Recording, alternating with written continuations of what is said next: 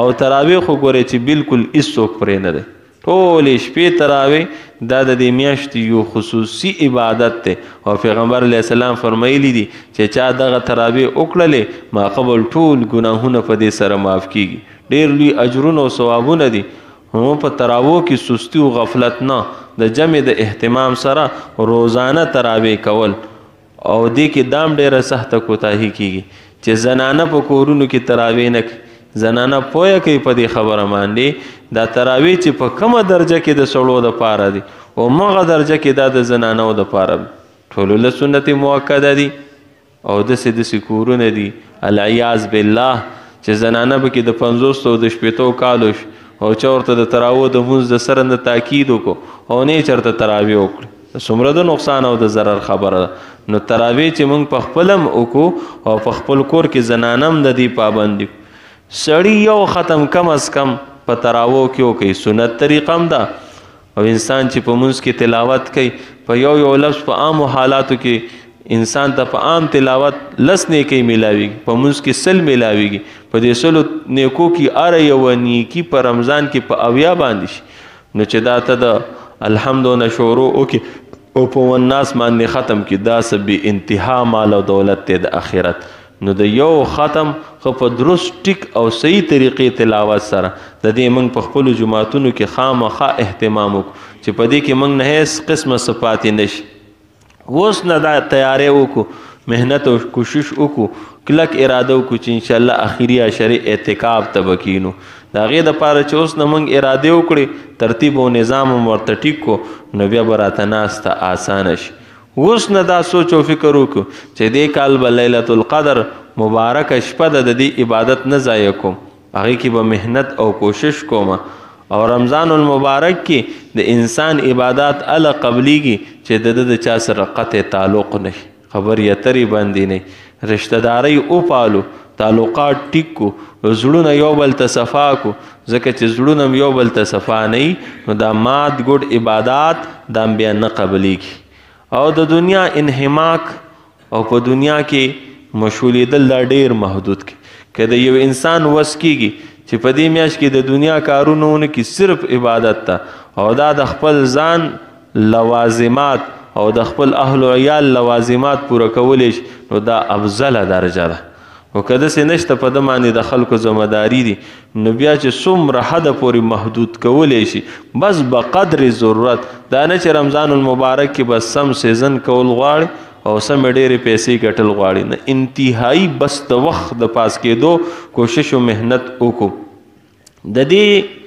میاشتې په زړه کې احترام پیدا کړو دې ته موږ تنده خپله محسوسه کړو دې سره موږ د محبت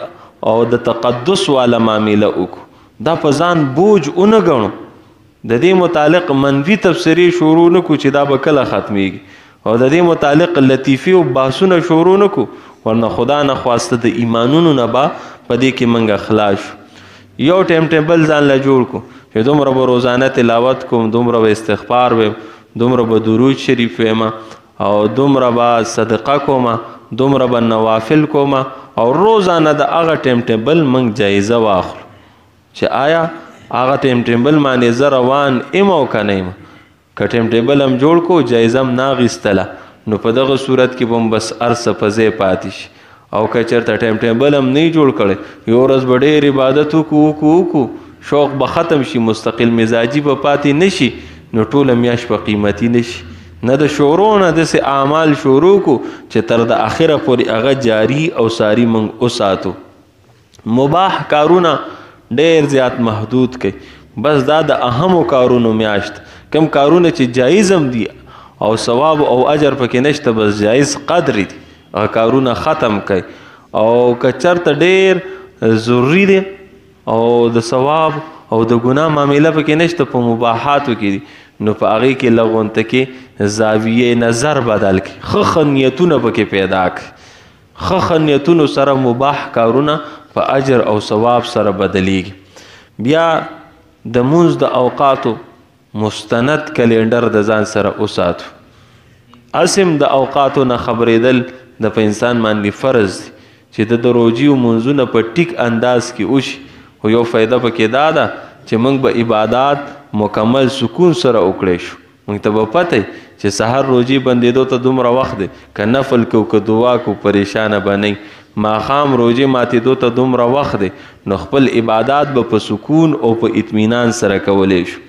او یو اسانه طریقه دا ده چې په دې رمضان المبارک کې موږ چې کله ګرځو را ګرځو ناسته ولاړه کوو، نو چې د تسبیح امیل د لاس نه د 1 سیکنډ لپاره هم لر نه کوو. کله تلاوت نه کوو، کله مونځ نه کوو، کله دعا نه، نو چې تسبیح اوس نه ځان لا واخل، دا په لاس کې ساتئ. دا هر وخت انسان ته خپل رب را یادوي. نو تسبیح چې په لاس کې خامخا به ذکر کې، نو تسبیح د ځان له پیدا کو، خلکو له تسبیح ورکو. واخلئ تسبیح په خلکو یې تقسیم کړئ. دومره اسانه سودا ده. په 100 روپۍ د تسبیح یو امیل واخله او چاله ورکه، که هغه په یو ځل الله وویل، نو د الله یو نوم یو ځل اخیستل دا دنیا او په دې دنیا کې چې څه دي د ټول هر څه نه قیمتي دي. نو دا د خلکو د پاره د نیکۍ سبب او د ذریعې جوړېدو یو زبردست انداز دی.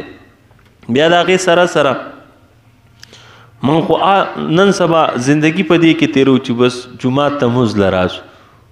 او چې د مونځ وخت ختمیږي او مونځ کو بیا بهر ته. رمضان کې دا معامله بالکل الټه کوي.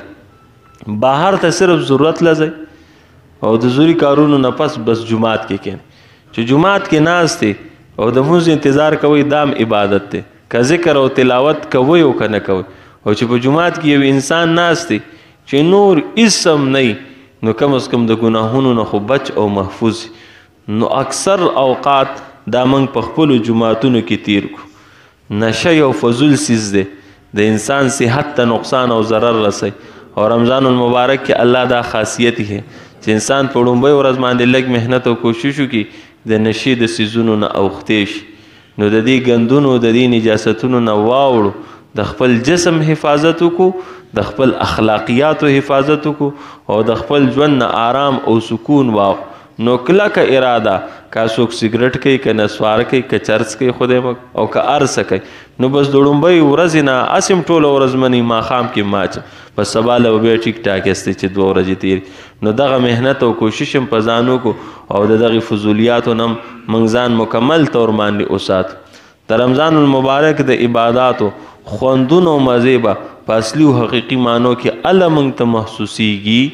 چې موږ کله توبه وکاږو. ځکه چې عبادات خوشبو ده، او خوشبو دپاره د کپړو پاکېدل شرط دي.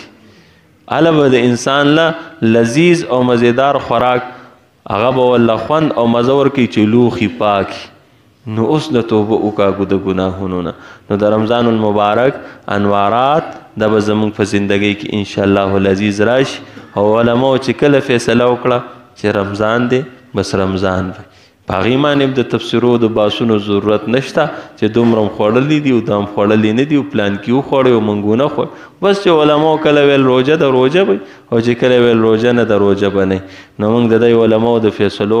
قدرداني مو کوو. الله پاک دې موږ ټولو نه راضي شي.